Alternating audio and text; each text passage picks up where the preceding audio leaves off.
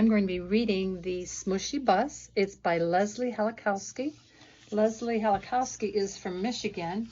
She came to our school a few years ago, and she signed the book for us. She said to Palmer's Explorers, keep reading and remember the 3 R's, reading, writing, and remainders.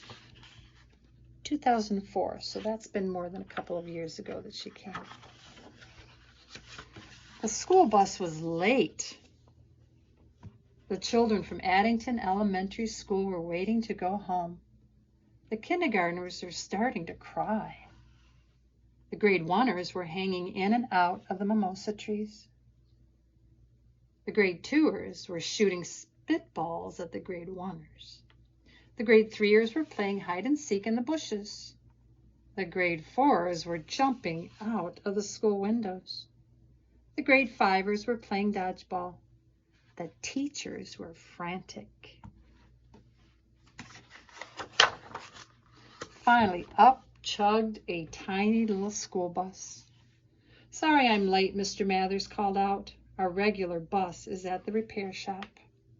Mr. Mathers looked at all the children. He looked at the little bus with only 4 seats.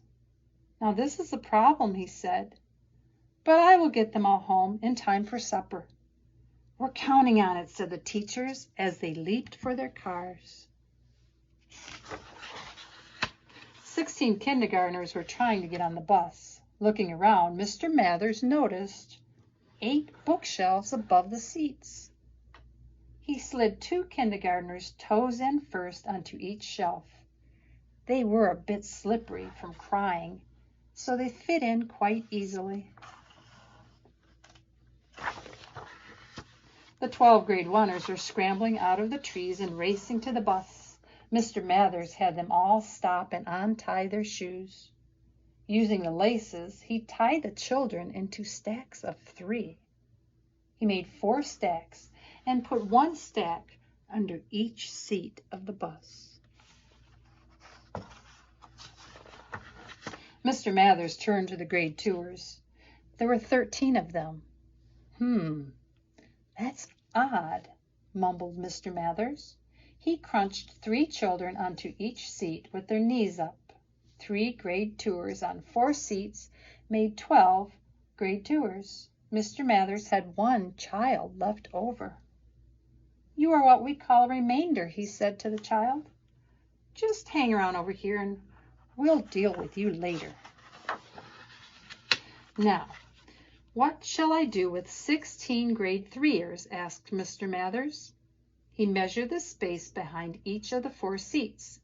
There was enough room for 4 grade 3ers to slide in sideways if one stuck his head and 1 arm out the window. Hang on tight, he said. Next, Mr. Mathers marched all 11 grade 4s down the aisle.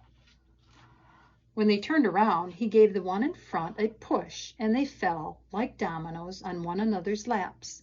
All that is except Buster, who was wider than the aisle.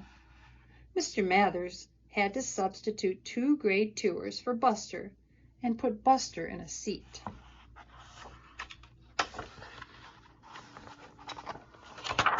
Mr. Mathers added the 8 grade 5ers to the top of the bus.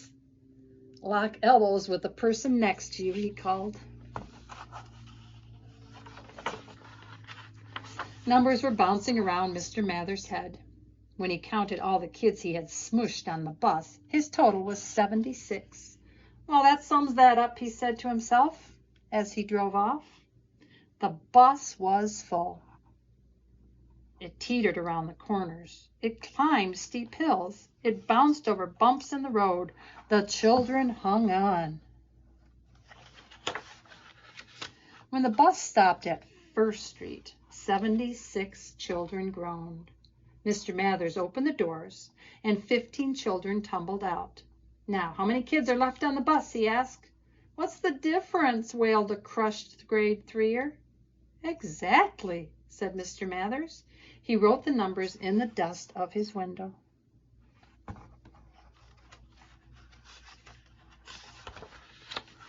When the bus stopped at 2nd Street, 61 children groaned.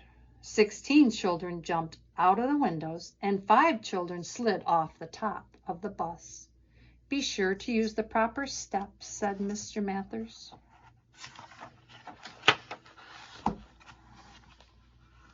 When the bus stopped at 3rd Street, 40 children groaned. Mr. Mathers let out half of the kids.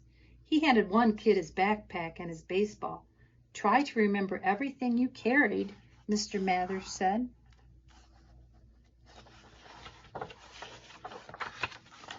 When the bus stopped at 4th Street, 20 children groaned. 12 children jammed the aisle trying to get out. "Always keep things lined up," pointed out Mr. Mathers. The children straightened up their line and moved correctly off the bus. When the bus stopped at 5th Street, 8 children cheered. 7 children got off the bus. "It was nothing," said Mr. Mathers. "Always go back and check for anything you may have forgotten," he told them when he found a lunchbox under one of the seats. Mr. Mathers drove away. "That was quite a test, but I got all those children home in time for supper. I shouldn't have any more problems to solve for the remainder of the day." The end.